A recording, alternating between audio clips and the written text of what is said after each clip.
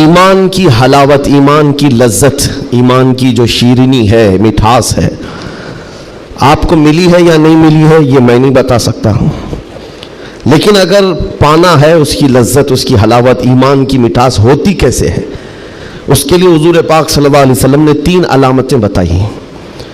جس شخص کے اندر یہ 3 باتیں آ جائیں تو پھر وہ ایمان کی لذت محسوس کر سکتا ہے، ایمان کی مٹھاس اسے مل سکتی ہے۔ ایمان جو ہے صرف داڑھی ٹوپی کا نام نہیں ہے، جبہ کرتے کا نام نہیں ہے، ایمان صرف جھنڈا لے کر گھومنے کا نام نہیں ہے، ایمان ایک الگ کیفیت ہے جس کا سرور بندے کو ملتا ہے، جس کی لذت اور جس کی شیرینی کو وہ بتا نہیں سکتا، اور وہ کیسے حاصل ہوتی ہے؟ 3 چیزیں میرے آقا فرماتے ہیں۔ پہلی چیز، اللہ اور اس کے رسول سے سب سے زیادہ محبت کرتا ہو، پہلی چیز۔ اور دوسری چیز یہ ہے کہ جس سے بھی محبت کرتا ہے دنیا میں وہ صرف اللہ اس کے رسول کے لیے کرتا ہے۔ تیسری چیز ہے کفر میں واپس لوٹنے کو اتنا سخت سمجھتا ہو جیسے آگ میں ہاتھ ڈالنے کو سخت سمجھتا ہو۔ آگ میں ہاتھ ڈالنا کسی کے لیے آسان ہوگا، لیکن کفر و شرک کی طرف جانے کو سخت ناپسند کرتا ہو۔ یہ 3 چیزیں اگر تمہارے اندر آ گئیں تو ایمان کی لذت مل جائے گی، ایمان کی مٹھاس مل جائے گی۔ زندگی میں سب سے زیادہ پرائیورٹی کس چیز کو ہو؟ اللہ اور اس کے رسول کو۔ دوسری چیز، دنیا میں جس سے بھی تعلق بنے گا وہ صرف اللہ اور اس کے رسول کے لیے بنے گا۔ تیسری چیز، کفر کی طرف کبھی لوٹنا پسند ہرگز نہ کرے، بلکہ کفر کا نام سنتے ہی اس کے اندر ایسی ہیبت آ جائے کہ میں آگ میں ہاتھ ڈالنا تو پسند کروں گا لیکن کفر کی طرف ہرگز نہیں جا سکتا۔ یہ 3 چیزیں تمہارے اندر ہیں یا نہیں آپ آبزرو کر لیں، خود آپ اس کا احتساب کر لیں کبھی بیٹھ کر کے کہ میں زندگی میں سب سے زیادہ کس سے محبت کرتا ہوں۔ اگر اللہ اس کے رسول سے سب سے زیادہ محبت کرتے ہو تو اس کا مطلب ہے کہ پہلی چیز تمہارے اندر آ گئی ہے۔ اور اپنے تعلقات کو دیکھ لو، جس سے بھی آپ کے تعلقات ہیں وہ اللہ اس کے رسول کی رضا کے لیے ہے تو دوسری چیز بھی تمہارے اندر ہے۔ اور تیسری چیز بہت امپورٹنٹ ہے جو اس زمانے کے لیے ہے، کفر کی طرف لوٹنا اتنا ناپسند کرتا ہو جتنا آگ میں جانا بھی ناپسند نہ کرتا ہو۔ یعنی آگ میں جانا جتنا اس کے لیے ناپسند ہے اس سے زیادہ کفر میں جانے کو ناپسند کرتا ہو۔ یہ چیز اگر آپ کے اندر ہے تو میرے عزیزوں ایمان کی لذت مل جائے گی، ایمان کی مٹھاس مل جائے گی۔ اس دور کے حالات کے اعتبار سے میں اگر بات کروں، قرآن کی آیت تو 1400 سال سے یہ اعلان کر رہی ہے وَمَن يَبْتَغِ غَيْرَ الْإِسْلَامِ دِينًا فَلَن يُقْبَلَ مِنْهُ، اسلام کے علاوہ کسی بھی دین کی طرف تم منہ بھی لگائے، توجہ بھی کیے تو قیامت کے دن پھر وہ سب سے بڑے گھاٹے میں ہوں گے، ہرگز قبول نہیں کیا جائے گا۔ میں بات یہاں سے شروع کرتا ہوں کہ آج لوگوں نے اس کو ہلکے میں لینا شروع کر دیا، چاپلوسی کرتے کرتے، خوشامد دوسروں کی واہواہی حاصل کرنے کے لیے کبھی پوجا پاٹ میں بھی شریک ہو گئے، کبھی ان کی رضا حاصل کرنے کے لیے ان کی محفل میں بھی بیٹھ گئے، اللہ اس کے رسول کو چھوڑ دیا۔ تمہارے دین میں کمی کس بات کی ہے؟ کتوں کو راضی کرنے کے لیے شیر کبھی کتا نہیں بنتا۔ ایک بات یاد رکھو، رسول پاک صلی اللہ تعالی علیہ وسلم کا جو سپاہی ہے وہ ہر گھڑی ہر میدان میں سپاہی ہے۔ اسے کس چیز کی کمی ہے؟ کس چیز کی کمی ہے؟ جو عزت ملی ہے وہ نام مصطفیٰ سے ملی ہے۔ ایک صحابی ہے حضرت نعمان، ایک بادشاہ کے ہاں گئے تھے ایمبیسیڈر بن کر کے، ترجمان حضور کے قاصد بن کر گئے تھے، بہت دور ملک تھا، میرے آقا مدینے میں ہیں، لیکن جانتے ہو اس بادشاہ نے آپ کے آنے کے لیے ریشم کا قالین بچھایا، سونے کی کرسی لگائی، لیکن وہ صحابی رسول جیسی آئے اپنی تلوار سے انہوں نے ریشم کے قالین کو پھاڑ دیا، زمین پر چلنے لگے، اور کرسی جب سونے کی کلائی کی ہوئی کرسی بچھائی گئی ان کے لیے، بادشاہ نے بہت عزت دیا کہ محمد عربی کا قاصد آیا ہے، سفیر آیا ہے، لیکن انہوں نے کرسی کو بھی ٹھکرا دیا، کہا مجھے دوسری کرسی لاؤ۔ کیوں؟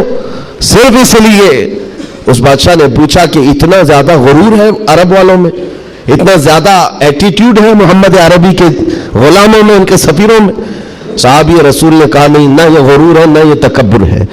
میرے آقا صلی اللہ تعالی علیہ وسلم نے فرمایا ریشم کا استعمال مرد کے لیے حرام ہے، سونے کا استعمال مرد کے لیے حرام ہے، تو میں مدینے میں رہوں تب بھی غلام ہوں، دنیا میں کہیں پر رہوں تب بھی میں غلام ہوں۔ انہوں نے پاس و لحاظ رکھا ہے نسبت رسول کا، تو پھر وقت کے بادشاہوں کو بھی انہوں نے جھکنے پر مجبور کیا ہے۔ کس چیز کی کمی ہے مسلمانوں تمہارے پاس؟ कौन सी दौलत की कमी है? सबसे बड़ी दौलत तो तुम्हारे पास ये है। आज तक एक बहुत बड़ी बात मैं बताऊं आपको, ये आपकी मस्जिद के इमाम हैं, मोहब्बत चाहे जितनी भी करते हो आप इनसे, अकीदत जितनी भी करते हो, एक दिन इनसे कह देना मौलाना अब्दुल करीम अपने बाप का नाम लेकर लोगों को रुकू में झुका के दिखाए। लोगों को अल्लाह अकबर कहने की बजाय अपने बाप का नाम या बादशाह का नाम लेकर सजदे में झुका करके दिखाए। कोई झुक सकता है? अरे बादशाह वक्त भी यहां आकर खड़ा हो जाए और कहे मेरे नाम से झुक जाओ, मजाल है कोई एक भी पेशानी झुकेगी? नहीं झुकेगी। हाँ, अगर एक कमजोर किसान का बच्चा भी हाफिज कुरान हो और आकर मुसल्ले पर सिर्फ अल्लाह का नाम ले, सबकी पेशानियां झुकती। ये खासा है इस कौम का कि इस कौम को अगर झुकाया जा सकता है तो सिर्फ अल्लाह के नाम पर, बाकी किसी के नाम पर ये पेशानी नहीं झुकती है। और आपको पता है आज के दौर का ये भारत तो छोटा है, अखंड भारत जिस पर अकबर बादशाह राज करता था, जिसमें अफगानिस्तान तक की सीमाएं आती थी, उस दौर में डिक्टेटर रूल है, कोई इलेक्शन वाला बादशाह नहीं है। 40 साल तक बैठा हुआ बादशाह जब नया दीन लेकर के आया, और उसका नाम भी अकबर था, नमाजें भी उसने इस तरह बनाई कि बादशाह के नाम पर रुकू होगा, सजदा होगा। मेरे अजीजों, ऐसा तमकनत और ऐसे जलाल वाला बादशाह, लाखों की फौज है उसके पास, बड़े बड़े राजे महाराजे आंख नहीं मिला सकते थे, लेकिन जब उसने ये कहा कि इबादत में बादशाह के नाम पर झुकना होगा, सिर्फ 25 साल की उम्र का मुजद्दिद अल्फसानी खड़ा हो गया, कहा नहीं ये पेशानी झुकेगी तो सिर्फ अल्लाह के नाम पर। हद हो गई मेरे अजीजों, बादशाह वक्त जिसके पास सारा जबर ताकत है नहीं झुका सका। और झुकाने के लिए उसने एक बार क्या किया, दरबार में इतना छोटा सा दरवाजा बनाया कि आने वाला झुक कर के आए, जो भी दरबार में आए वो झुक कर, सीधा आ नहीं सकता था, इतनी चौखट छोटी बना दी। मुजद्दिद साहब रहमतुल्लाह तआला अलैह को बुलाया गया था दरबार में कि यूं तो ये झुकता नहीं, लेकिन दरबार में आना है तो कैसे आएगा। जब वो करीब पहुंचे देखा कि इतनी छोटी चौखट बनी हुई है और यहां जाने के लिए रुकू की हालत में जाना पड़ता है। वो अल्लाह रब्बुल इज्जत का ऐसा बंदा, रसूल पाक का सिपाही, अपने दीन का मुहाफिज, देखता है जाना है ठीक है जाएंगे, लेकिन जिस वक्त दाखिल होना था वो न झुके, न ही रुकू किया, न ही पेशानी झुकाई, पहले पैर अंदर डाल दिया, पैर अंदर डाल दिया। जैसे सामने लोगों ने देखा कि लोग पेशानी पहले अंदर डाल करके आते थे, और यह आलिम दीन है कि पैर अंदर डाल करके आ रहा है। यहां जैसी आए तो लोगों ने यह ऐलान किया कि बादशाह की बड़ी तौहीन हुई, बादशाह की बड़ी तौहीन हुई। पांव दिखा करके आ रहा है ये मौलवी, कदम दिखा करके आ रहा है। आपने कहा बादशाह की तौहीन मैंने नहीं की, बादशाह ने खुद अपनी तौहीन करवाई है, उसे खुद पैर पसंद थे इसलिए दरवाजा छोटा किया। अजीजा ने गिरामी वक़ार, तुम्हारे पास किस चीज की कमी है? अल्लाह ताला ने यह खुसूसियत अता की है, ये पेशानी कभी किसी गैर के सामने नहीं झुकती है, नहीं झुकती है। करोड़ों के सामने थोड़ी ताकत और कुव्वत की पूजा करने वाली ये कौम नहीं है। आज इनके पास ताकत आई तो इनकी पूजा करेंगे, उनके पास आई तो उनकी पूजा करेंगे। कौम मुस्लिम सिर्फ और सिर्फ अल्लाह वहदहु ला शरीक की इबादत करती है। हम रसूल पाक से बेपनाह मोहब्बत करते हैं, लेकिन इबादत नहीं करते रसूल की भी। हुजूर पाक सल्लल्लाहु अलैहि वसल्लम के दरबार में भी इबादत नहीं करते, ताजीम है, इबादत सिर्फ अल्लाह की करते हैं।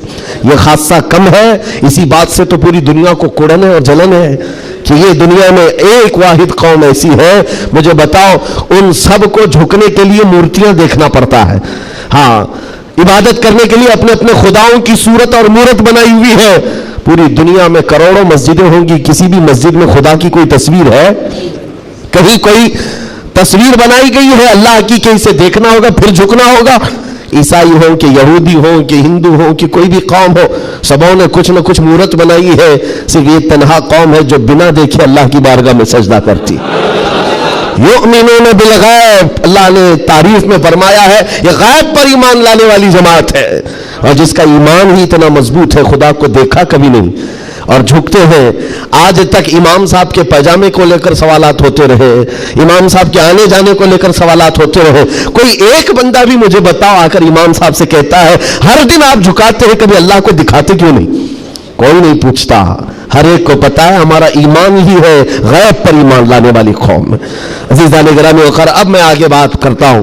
जब इतनी खुसूसियात तुम्हारे पास है तो फिर अगर चेहरा किसी और की तरफ जाए तो मैं समझता हूं वो दुनिया का बदतरीन आदमी है, बदनसीब आदमी है, जिसको अल्लाह ने सबसे बड़ी नेमत दी थी और वो ठुकरा करके दूसरों की झोली में चला गया। اسی لیے قرآن کہتا ہے وَمَن يَبْتَغِ غَيْرَ الْإِسْلَامِ دِينًا فَلَن يُقْبَلَ مِنْهُ، جو اسلام کے علاوہ کسی دوسرے دین کی طرف پھر گیا قیامت کے دن ہرگز اسے قبول نہیں کیا جائے گا. وَهُوَ فِي الْآخِرَةِ مِنَ الْخَاسِرِينَ، وہ آخرت میں بہت بڑے گھاٹے میں ہوگا. میں ایک مثال دیتا ہوں آپ کو. ایک جو گھٹنا گھٹی ہے، ایک حادثہ مکہ مکرمہ کا، ایک حادثہ جو لکھا ہوا ہے کتابوں میں. قبرستان میں ایک وہاں پر جب کسی کا انتقال ہوا، ایک صاحب ہے، وہ حاجی ہیں، وہ کہتے ہیں کہ جب قبرستان میں ہم گئے تو دفن کرنے کے لیے قبر میں قبرستان کی ساری چیزیں بھری ہوئی تھی، تو لوگوں نے ایک قبر بتائی. ایک حاجی صاحب کا انتقال ہوا تھا، کہا کہ ان کو اسی قبر میں دفن کرنا ہے. لوگوں نے کہا یہاں ایک عالم دین کی قبر ہے. اب مکہ مکرمہ کے قبر ایسے ہیں کہ 6 مہینے سال بھر کے بعد کھل جاتے ہیں، اور ممبئی والوں کو سمجھانے کے لیے آسان بھی ہے کہ یہاں پہ بھی کھول دی جاتی ہیں، جگہ کی قلت ہے. تو جب دفن کرنے کے لیے اس عالم دین کی قبر کھولی گئی تو وہاں وہ عالم دین نہیں ہوا، ایک جوان لڑکی سوئی ہوئی ہے، ایک نوجوان لڑکی ہے. تو جو جنازے میں آئے ہوئے تھے انہوں نے، ایک حاجی نے کہا میں تو اس لڑکی کو پہچانتا ہوں، یہ عرب کی نہیں ہے، مکہ کی نہیں، یہ فرانس کی رہنے والی اور کرسچن لڑکی ہے، یہ عیسائی لڑکی ہے. کہا یہ کیسے ہو سکتا ہے، ناممکن ہے. گھر سارے لوگوں کو جو خبر تھی وہ ایک اچھے عالم دین کی قبر تھی، یہاں ایک دوسری لڑکی کیسے دفن ہے. تو یہ ہنگامہ ہوا، بات پھیل گئی. اس کے بعد تحقیق کرنے لگے، جو علماء تک بات گئی تو علماء نے کہا کہ اگر یہ جو بندہ کہہ رہا ہے کہ یہ فرانس کی رہنے والی، یورپ کی رہنے والی لڑکی یہاں پر ہے، تو معلوم کرتے ہیں کہ وہاں حقیقت میں یہ لڑکی، اس کی شکل. تو کچھ لوگ ایک وفد کی شکل میں یورپ گئے اس حاجی صاحب کے ساتھ، جنہوں نے یہ پتہ بتایا تھا یہ لڑکی کو میں جانتا ہوں. جا کر کے اس کے گھر معلوم کیا کہ کیا تمہارے گھر میں فلاں فلاں شکل کی یہ لڑکی تھی. کہا ہاں انتقال ہوا تھا، چند ہی مہینے ہوئے انتقال ہوا ہے. کہا کیا کیا تم نے؟ کہا ہم عیسائی رسم و رواج کے اعتبار سے اپنے قبرستان میں دفن کیا ہے، ہم کرسچن ہیں، عیسائی رسم و رواج سے ہم نے دفن کیا. تو جو گیا تھا وفد، اس نے پوچھا کہ کچھ اس کی عجیب چیزیں تھی. تو لوگوں نے کہا کہ ہاں ایک چیز تھی، ہمیں اندازہ ہو گیا تھا کہ وہ اسلام لا چکی تھی، ہم نے اس کو مارا توڑا بہت کچھ کیا ہے. تو پھر یہ بات خبر پھیلی اس لڑکی کے اسلام لانے کی. تو مقامی علماء کو پوچھا گیا، ایک عالم دین نے کہا ہاں وہ لڑکی دل و جان سے اسلام کو قبول کرتی تھی اور پیارے حبیب صلی اللہ علیہ وسلم سے بے پناہ محبت کرتی تھی، اور گھر والوں کے ظلم و ستم کو سہ نہ سکی، جان دے گئی اور مر گئی. لیکن ہم مجبور تھے، گھر والوں سے ہم کچھ نہیں کر سکتے تھے. لیکن اس لڑکی نے ایک مرتبہ کہا تھا کہ میرے مرنے کے بعد میرے آخری رسم و رواج اسلام کے مطابق ہو. ہم نہیں کر سکے کیونکہ خفیہ طور پر وہ مسلمان تھی، ہم ایکشن نہیں لے سکتے تھے. اور ہمیں اس بات کا افسوس ہے کہ اسے عیسائی قبرستان میں دفن کر دیا گیا. سنو حیرت کی بات ہے، لوگ ایک بہت عجیب اچنبے میں پڑتے جا رہے ہیں، نئی نئی باتیں کھلتی جا رہی. تو اس کے بعد یہ فیصلہ ہوا کہ آئے ہوئے وفد نے اور گھر والوں کو اطلاع دے کر کے کہ ہم چلتے ہیں جس قبرستان میں آپ نے اپنی بیٹی کو دفن کیا ہے، ہم جا کر کے دیکھنا چاہتے ہیں وہاں. ہاں تو عیسائی قبرستان میں بڑی مشکل سے انہوں نے کہا کہ ٹھیک ہے. قبر کھولی گئی تو وہاں وہ عالم دین سویا ہوا جس کو مکہ میں دفن کیا گیا تھا. اب حیرت کی انتہا اور ہو گئی، اس کا اس عیسائی قبرستان میں کیا لینا دینا، یہ آیا کیسے، یہاں پہنچا کیسے. میرے عزیزو، یہ بات اگر لکھی ہوئی نہ ہوتی تو میں کبھی نہیں کہتا. اور جب اور حیرت بڑھ گئی، وہ وفد علماء کا واپس آیا، کہا کہ اس راز کو ہم معلوم کرتے ہیں اس عالم کے گھر سے ہی. ایک بات تو سمجھ میں آ گئی کہ لڑکی مسلمان ہو گئی تھی اور اسلام سے بے پناہ محبت تھی. اللہ کا کرم ہوا، ہو سکتا ہے اسے کفرستان سے نکال کر مولا تعالیٰ ایمان والوں کے بیچ میں، اولیاء اور صحابہ کے بیچ میں دفن کر دیا ہو. فرشتوں نے اس کو منتقل کر دیا. یہ ممکن ہے، یہ ممکن ہے. لیکن اس کے ساتھ کیا ہوا ہے، یہ مسلمانوں کے قبرستان سے کرسچن اور عیسائیوں میں کیسے آ گیا. گئے واپس جانے کے بعد بہت قابل توجہ بات کر رہا ہوں، اور اس زمانے کی بہت ہی امپورٹنٹ چیز آپ کو میں بتا رہا ہوں، دل دہلا دینے والی چیز ہے. واپس آنے کے بعد اس عالم کے گھر گئے لوگ، اس کی بیوی موجود تھی جو بیوہ تھی. جا کر پوچھا کہ تیرے شوہر کے بارے میں ہمیں کچھ معلومات حاصل کرنی ہے. اس نے کہا بتائیے کیا ہے. کہا کہ کیسا تھا وہ. کہا اس کے اخلاق بہت اچھے تھے اور نمازوں کی کہا ایک نماز بھی قضا نہیں کرتا تھا, پابند تھا, لین دین میں سب چیزوں میں اچھا تھا. پھر بچا کیا؟ بیوی ساری چیزیں اچھی بتا رہی, مسلمان ہے. بیوی نے گھبرا کر پوچھا آخر اس کے بارے میں اتنی تحقیق کیوں کر رہے ہیں, آپ بتا سکیں؟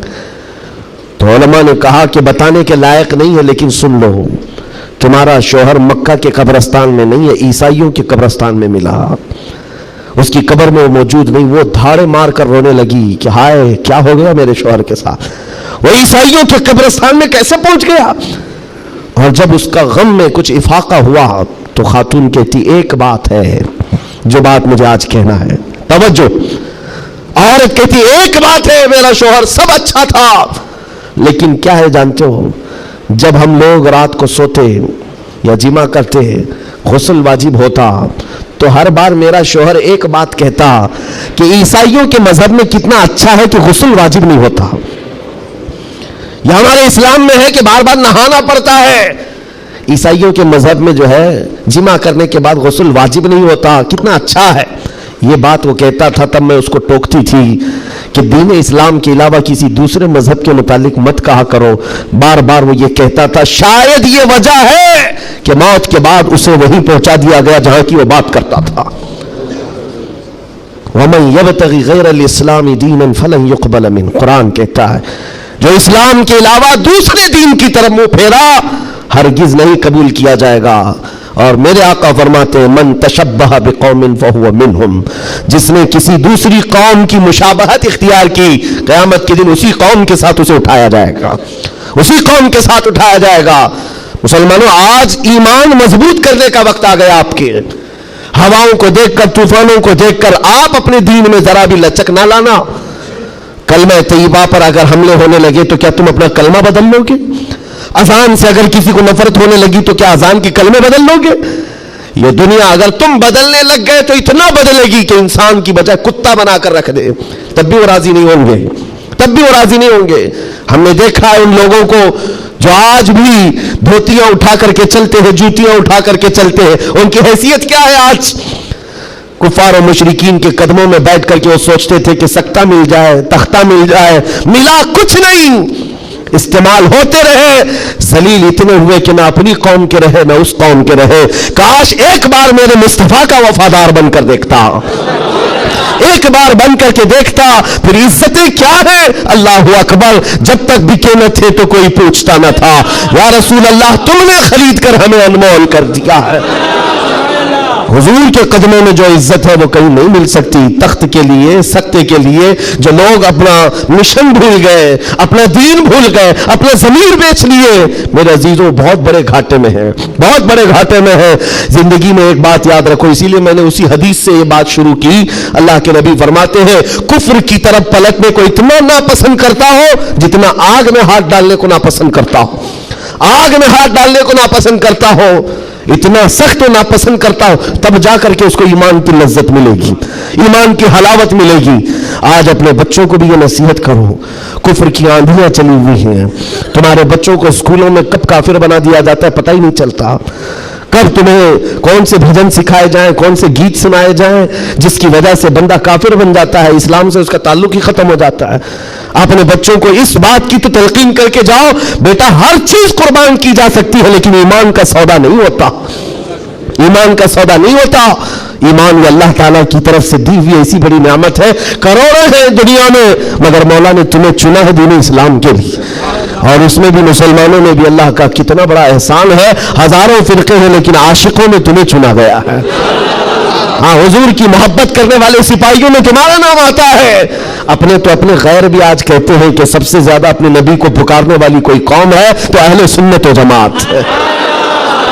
کیوں نہیں ہے؟ کہاں سے یہ نعرے لگتے ہیں لبیک یا رسول اللہ؟ وہ گوفے سے نہیں نکلتے اور وہ چندہ خور مولویوں سے نہیں نکلتے جو انگریزوں کے پالے ہوئے ہیں. یہ نعرے لگتے ہیں تو بریلی کے تاجدار کے قدموں سے ہیں. جو وابستہ ہے عاشقوں کی جماعت ہے وہی سے. دنیا کو یہ اچھی طرح سے معلوم ہے اپنے نبی سے سب سے زیادہ وابستہ کوئی قوم ہے اس روئے زمین پر تو اہل سنت و جماعت ہے, اہل سنت و جماعت ہے. اس چیز کا سودا کبھی ہونے مت دینا ہے میرے عزیزو, اس چیز کا سودا ہونے مت دینا. لوگ یہ کہتے ہیں سیکولر بن کر کے جینا چاہیے, یہ بھی اچھا وہ بھی اچھا. میں کہتا ہوں وہ تو منافق ہے. پھر سیکولر کا مطلب منافق ہے، دل میں کچھ اور رکھتا ہے، سامنے کچھ اور دکھاتا ہے۔ اسلام میں یہ سیکولرزم نہیں ہے، اسلام یہ کہتا ہے لا اعبد ما تعبدون، میں اس کی عبادت نہیں کرتا جس کی تم کرتے ہو۔ جانتے ہو میرے آقا صلی اللہ تعالیٰ علیہ وسلم نے 2 ٹوک جملوں میں کہا تھا، ایسا نہیں ہے کہ مصلحت میرے آقا سے زیادہ کون جانتا ہے۔ آج لوگ یہ کہتے ہیں کہ سب حالات بنائے رکھنے کے لیے ہمیں کرنا پڑتا ہے، حالات بنائے رکھنے کے لیے تمہیں کرنا پڑتا ہے۔ یہ کیسی بات ہوئی؟ یہ وہ لوگ ہیں جو حالات بنائے رکھنے کے لیے اپنی ماں اور بہنوں کی عزت بھی داؤ پر لگا دیں گے۔ جب درندہ کوئی ڈاکو اس کو خوش کرنا ہو تو کیا تم اپنی عورتوں کا سودا کر سکتے ہو؟ غیرت مر گئی ہوگی ایسے بندے کی۔ حضور پاک کے پاس مشرکین آئے، یہ آپ کو میں بتا دیتا ہوں، قل یا ایھا الکافرون لا اعبد ما تعبدون، یہ سورہ پڑھتے ہیں کہ نہیں پڑھتے نماز؟ کب نازل ہوئی تھی آپ کو بتا دوں، یہ سورہ کب نازل ہوئی؟ حضور پاک صلی اللہ علیہ وسلم کے پاس مشرکین مکہ آئے اور کہا اے محمد صلی اللہ علیہ وسلم ایک کام کریں، آپ ہمارے خداؤں کو برا بھلا مت کہیے، ہم آپ کے دین میں آ جائیں گے، اسلام پر ہم بھی تھوڑا تھوڑا عمل کریں گے، لیکن جن کی ہم پوجا کرتے ہیں نا، عبادت کرتے ہیں، ان کو کچھ مت کہیے۔ حضور پاک نے فرمایا جو شرک ہے میں اس کو شرک کہوں گا، اللہ کے سوا کوئی دوسرے کی عبادت ہے ہی نہیں، اور اس بات کا میں اعلان کروں گا حضور آئے ہی ہیں شرک کو ختم کرنے۔ حضور نے فرمایا یہ نہیں ہو سکتا، تو پھر آپشن دوسرا مشرکین کی طرف سے کہا ایک کام کرتے ہیں، 1 سال آپ ہمارے خداؤں کی عبادت کریں، 1 سال ہم آپ کے خدا کی عبادت کریں گے، ہاں آدھا آدھا کریں گے۔ آج بہت سارے لوگ اگر یہ کرنے کی کوشش کر رہے ہیں تو سن لیں، آدھا آدھا کریں گے، ہم بھی آپ کے یہاں جائیں گے، آپ بھی ہمارے یہاں آئیں گے۔ حضور پاک صلی اللہ تعالیٰ علیہ وسلم نے فرمایا ہرگز نہیں ہو سکتا، تم چاند اور سورج میرے ہاتھ میں لا کر رکھ دو، میں اس کی عبادت نہیں کرتا جس کی تم کرتے ہو، میں پالنہار حقیقی کی عبادت کرتا ہوں۔ آخری آپشن جانتے ہو کیا کیا تھا، کیا دیا تھا انہیں؟ مشرکین نے کہا چلو محمد صلی اللہ علیہ وسلم آپ یہ بھی نہیں مانتے وہ بھی نہیں مانتے تو کم سے کم اتنا کرو کہ صرف اور صرف ہمارے خداؤں پر ایک بار ہاتھ رکھ دو، بس چھو کر کے چلے جاؤ۔ نبی پاک صلی اللہ علیہ وسلم سے صرف اتنا تقاضا تھا ان کا کہ آپ ہاتھ لگا کر چلے جائیں، یہاں تو سر جھکانے والے بھی موجود ہیں، ہاتھ لگا کر چلے جائیں۔ نبی پاک صلی اللہ علیہ وسلم جلال میں کہا ہاتھ لگانے کی بات، بلکہ میں تو نظر بھی اٹھا کر نہ دیکھوں، نظر بھی اٹھا کر نہ دیکھوں۔ تب اللہ تعالیٰ نے پوری سورہ نازل فرمائی، قل یا ایھا الکافرون لا اعبد ما تعبدون، اے محبوب آپ فرما دیں اے کافروں میں اس کی عبادت نہیں کرتا جس کی تم عبادت کرتے ہو۔ یہ 2 ٹوک جملوں میں کہا گیا ہے، اور حالات ایسے بھی ہوئے میرے عزیزوں، چمتکار کو لوگ آج کہتے ہیں نا جو بھی چمتکار ہوگا اس کی پوجا ہوتی ہے، عجیب و غریب چیز دکھے تو لوگ اس کو ایک افواہ کی شکل میں ایسا بناتے ہیں جیسے اس کا عقیدہ بن جائے۔ حضور پاک صلی اللہ تعالیٰ علیہ وسلم کے زمانے میں صحابہ کو رجھانے کے لیے کیا کیا نہیں کیا گیا مکہ مکرمہ میں۔ یہ حالات آئیں گے اس لیے مجھے یہ گفتگو کرنی پڑ رہی ہے تاکہ تم اپنے ایمان پر مضبوط رہو۔ ایمان نہیں تو کچھ بھی نہیں ہے، تمہارے دوسرے گناہ تو معاف کر دیے جائیں گے، کفر و شرک ہرگز نہیں معاف ہوتا۔ ان اللہ لا یغفر ان یشرک بہ ویغفر ما دون ذلک لمن یشاء، رب تعالیٰ فرماتا ہے شرک کو اللہ ہرگز معاف نہیں کرے گا، اس کے علاوہ جو بھی ہے اللہ معاف فرمائے گا۔ ایمان ضروری ہے۔ صحابہ کا ایمان ختم کرنے کے لیے کیا کیا گیا؟ اتفاق ایسا ہوا کہ مکہ میں ایک بھگوان بولنے لگ گیا، پتھر کی مورت تھی اور پجاری بیٹھا ہوا تھا، اچانک پتھر جو ہے بات کرنے لگ گیا اور بات کر رہا ہے، ظاہر سی بات ہے یہ عجیب و غریب چیز ہے نا، یہ اس دور میں ہے۔ ہاں اس دور میں مٹی سے بنائے ہوئے ان کے معبود نہیں ہوتے تھے، وہ پتھر کو تراش کر کے بناتے تھے، اور میں کہہ رہا ہوں حقیقت میں بول رہا تھا، ایسے نہیں ہے کہ ادھر سے دودھ پلا رہا ہو ادھر سے پانی نکل رہا ہو، وہ والا سسٹم نہیں ہے، بلکہ حقیقت میں پتھر بات کر رہا تھا۔ تب اور بات کر بھی کیا رہا ہے، حضور پاک صلی اللہ تعالیٰ علیہ وسلم کو جھوٹا کہہ رہا ہے، نعوذ باللہ معاذ اللہ رب العالمین، حضور کی شان میں گستاخی کر رہا پتھر۔ اب تو وارے نہیں آ رہے ان کی خوشیوں سے اچھل کود پر کہ دیکھو اب ہمارا خدا بولنے لگ گیا، سب سے بڑی دلیل ہے، لوگوں کو بلانے لگ گئے، واقعی بول رہا تھا۔ لوگ چمتکار دیکھتے ہیں تو سر جھکا لیتے ہیں، ارے حقیقت ہے پتھر بول رہا ہے، پتھر بول رہا ہے۔ سب آئے جمع ہونے لگے، مکہ کا ایک بڑا جمع غفیر تھا، تو صحابہ کو بھی بلایا گیا، دیکھو آؤ ہمارے خداؤں کو جھٹلاتے ہو، بات کر رہا ہے خدا، اور تم جس نبی کی بات کرتے ہو اس نبی کو جھٹلا رہا ہے، یہ حقیقت میں خدا ہے۔ तुम कहते थे ना कुछ नहीं कर सकता, बोल रहा है। सहाबा गए, अब इनके पास क्या थी? सहाबा देखकर आए हुजूर की बारगाह में, कहा या रसूल अल्लाह सल्लल्लाहु अलैहि वसल्लम, गजब हो गया, उनका खुदा तो बोल रहा है। हुजूर ने उस पर कोई ज्यादा रिएक्शन नहीं दिया। कहा क्या बोल रहा है? कहा या रसूल अल्लाह, सुनने के लायक नहीं, आपकी शान में गुस्ताखियां कह रहा है, जुमले बक रहा है। कहा कौन? पत्थर। हुजूर ने फरमाया हाँ। हुजूर ने पूछा पत्थर? साहबा ने कहा हाँ या रसूल अल्लाह। हुजूर ने फरमाया चलो हम भी सुनते हैं, हम भी चलते हैं, जाकर देखेंगे। नबी पाक सल्लल्लाहु ताला अलैहि वसल्लम तशरीफ लाए सहाबा के साथ। सहाबा इकराम रिज़वानुल्लाह ताला अलैहिम अजमईन भी साथ में है। जब नबी करीम सल्लल्लाहु ताला अलैहि वसल्लम वहां करीब पहुंचे तो वो जो बुत बोल रहा था, बाद में कर ले सकते हैं ना, जब वहां पर हुजूर अकरम सल्लल्लाहु ताला अलैहि वसल्लम पहुंचते हैं तो देखा वो बुत खामोश हो गया, अब नहीं बोल रहा है, चुप हो गया है। हुजूर आते हैं, पुजारी से पूछते हैं, बहुत ऐलान कर रहे थे, कहाँ है, क्या बोल रहा था? कहा बोल तो रहा था, सुबह से बोल रहा था, अभी चुप हो गया। हुजूर पाक ने फरमाया मैं भी सुनने के लिए आया हूं। अब वो पांव में गिर पड़ा पुजारी, किसके? खुदा के। अरे हमारे खुदा बोल तो दो एक बार, जो सुबह से बोल रहे थे दोबारा बोलो, सुबह से बोल रहे थे दोबारा बोलो, क्योंकि अब जिल्लत थी, अब चुप हो गए, अब नहीं बोल रहा है। लोग जो खड़े थे वो भी गवाही दे रहे, नहीं सच में बोल रहा था, हमने भी सुना, हमने भी सुना। हुजूर पाक सल्लल्लाहु ताला अलैहि वसल्लम ने उस पुजारी को हटाया और कहा हटो, मैं पूछता हूं क्या बोल रहा था। हुजूर पाक सल्लल्लाहु ताला अलैहि वसल्लम करीब आए, पत्थर से कहा क्या बोल रहा था, बोल।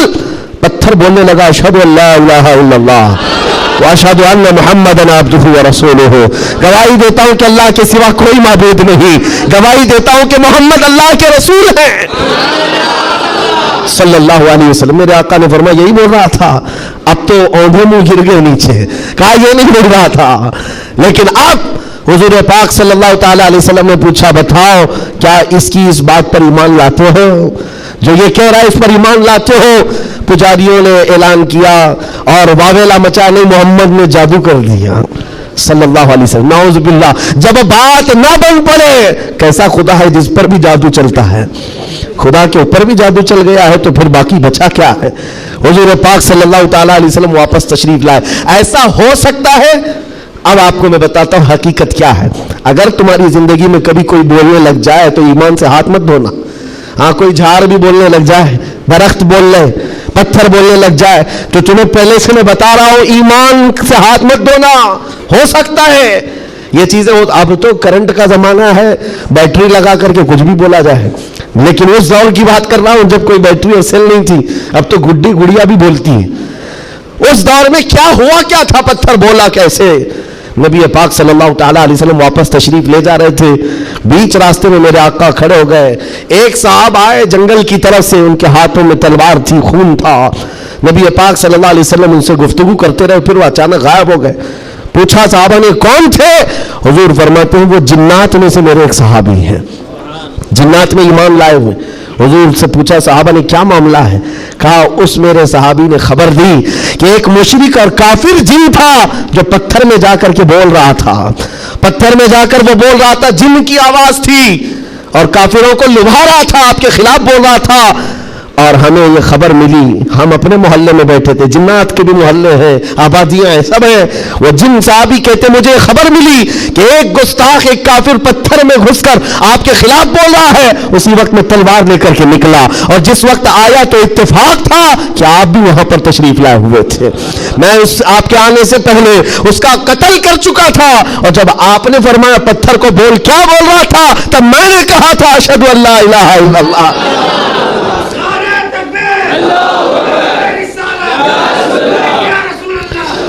मेरे अजीजों एक बात याद रखो, सहाबा इकराम के सामने ये भी आजमाइश आई, लेकिन वो टस से मस नहीं हुए, टस से मस नहीं हुए। वो अपने ईमान पर जमे रहे, इस्तिकामत का वो पहाड़ बनकर के कायम रहे।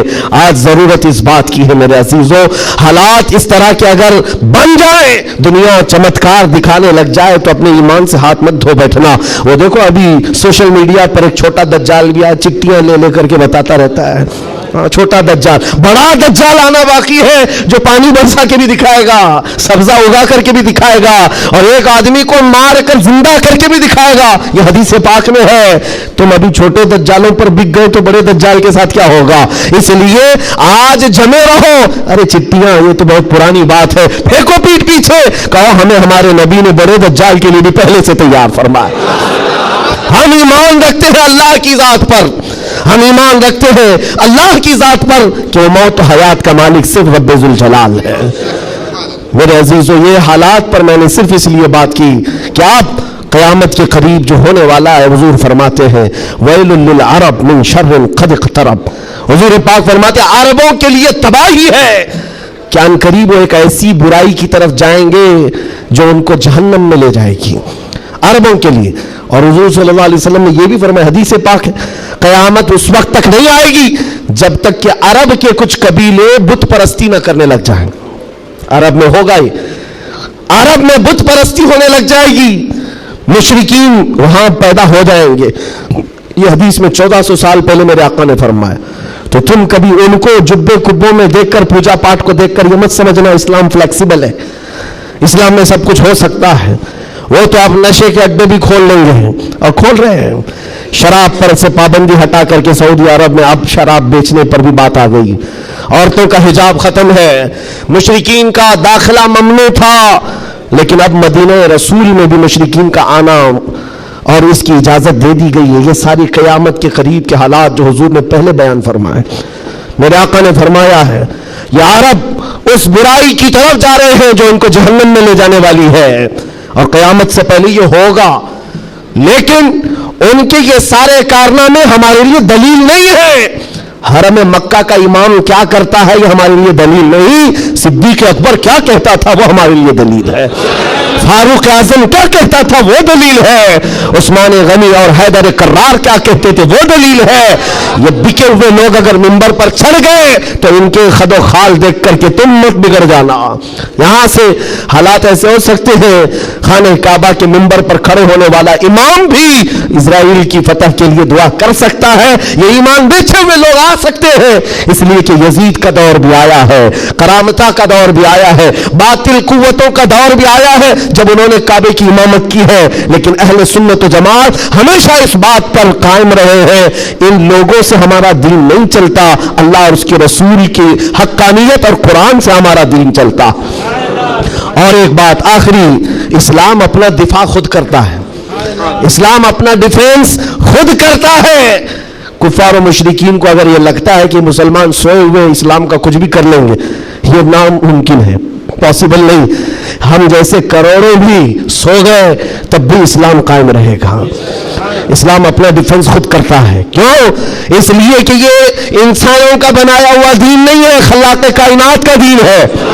और कुरान में रब ताला ने फरमाया युरीदूना लियुत्फिऊ नूरल्लाहि बिअफ़वाहिहिम, लोग अपने मुंह के फूकों से इस्लाम का चिराग बुझाना चाहते हैं और अल्लाह अपना चिराग मुकम्मल करके रहेगा। वलौ करिहल काफिरून, अगरचे काफिर नापसंद करे। और एक बात सुन करके जाए, मेरे रब का वादा है कुरान पाक में, ये दीन इस्लाम पूरी दुनिया पर गालिब आकर रहेगा, आकर रहेगा। ये बात मैंने कई जगह स्टेजों पर की तो कुछ लोगों ने कहा भी था जो नॉन मुस्लिम है, उन्होंने कहा था कि मौलाना ऐसे बैठ के चिल्ला रहा है, हालात देखता नहीं है, फिलिस्तीन में इनके टुकड़े हो रहे हैं, शाम को तबाह करके रख दिया गया है, इराक में इनके जनाजे निकलते हैं, अफगानिस्तान को तोड़ कर रख दिया गया है, और ये मौलाना चिल्ला कर कहता है इस्लाम पूरी दुनिया में गालिब आकर रहेगा। ये अपना मोहल्ला नहीं बचा पाते, पूरी दुनिया की बात करते हैं। जालिमों, तुम्हें खबर क्या है, इस्लाम जिंदा होता है हर करबला के बाद। तारीख ये बताती है अगर इस्लाम को खत्म होना होता रसूलुल्लाह के नवासी की शहादत के बाद खत्म हो जाता, अली असगर अली अकबर की शहादत पर खत्म होता। जब रसूलुल्लाह के घराने की शहादत पर इस्लाम नहीं रुका, हमारे हजारों के कत्ल पर कभी इस्लाम नहीं रुक सकता।